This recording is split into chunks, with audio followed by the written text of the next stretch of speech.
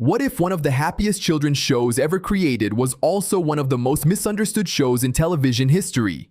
A world filled with bright colors, gentle hills, and smiling characters. A place that felt safe, peaceful, and strangely hypnotic. But what if the reason so many people felt uncomfortable watching it wasn't an accident? Today, we're diving deep into the mystery, the theories, and the psychology behind Teletubbies, and why this innocent show became one of the internet's darkest legends. Before we begin, subscribe and join the investigation, because the truth behind this show is far stranger than fiction. When Teletubbies first aired in 1997, it immediately became a global phenomenon. Children loved it instantly. The slow pacing, the repetition, and the colorful characters captured attention in a way no children's program had done before. But adults had a very different reaction. Many parents reported feeling uneasy. Some described the show as surreal. Others said it felt like watching a dream they couldn't fully understand. And that discomfort became the seed for one of the biggest internet theories ever created. Let's start with the characters, the four iconic figures. Tinky Winky, the tall purple leader carrying a mysterious bag. Dipsy, the independent green explorer. La, the joyful yellow dancer obsessed with movement. And Po, the smallest and most childlike member of the group. As children, we accepted them without question. But watching as adults raises strange questions. Who are they? Why do they live alone? And why does an unseen voice control their daily lives? The environment itself feels unusual. There are no cities, no families, no other creatures except rabbits silently wandering the landscape.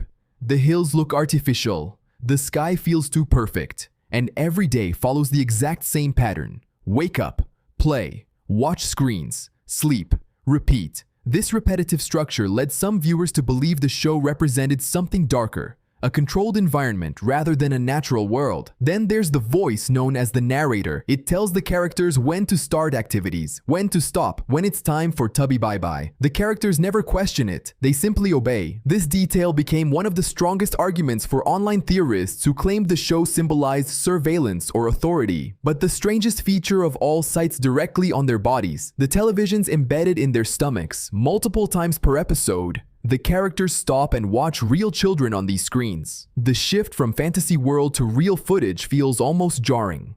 Some viewers interpreted this as symbolic, as if reality itself was being inserted into them. Around the early 2000s, the internet transformed these observations into a full horror narrative. Forums and videos began claiming the characters represented children from a tragic institution.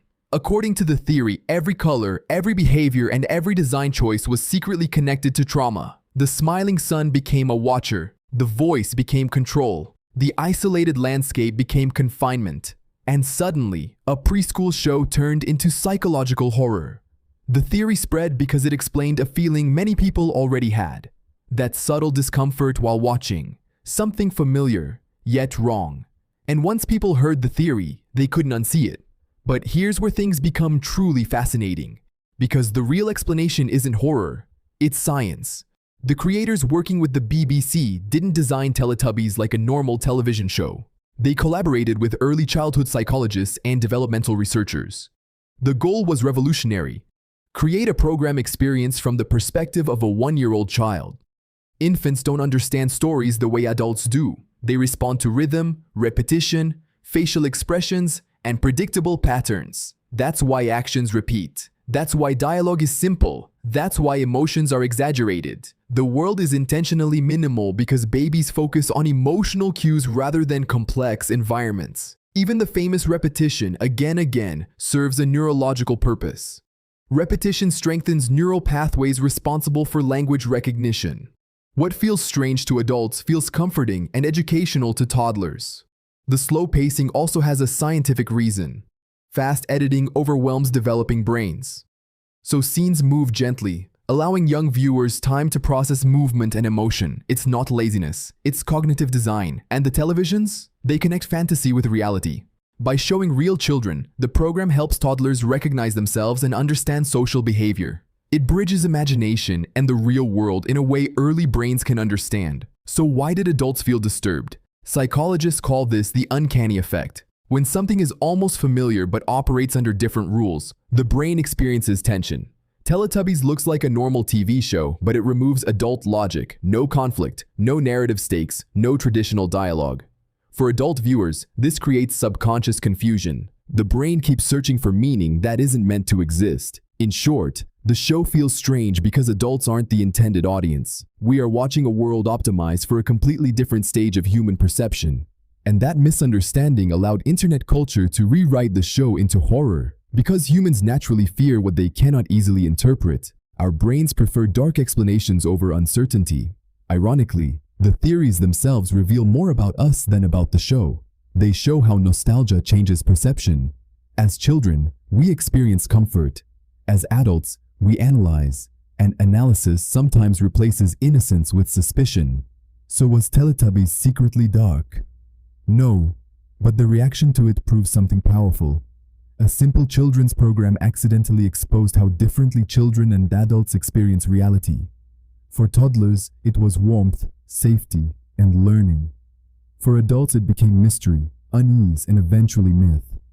Maybe the real reason Teletubbies feels unsettling isn't hidden horror, but the reminder of a time when the world made sense without explanations. A time before logic, before theories, before overthinking. A time when repeating the same simple joy again and again was enough. And maybe that's the strangest feeling of all. If you enjoyed this deep dive, leave a like and tell me in the comments.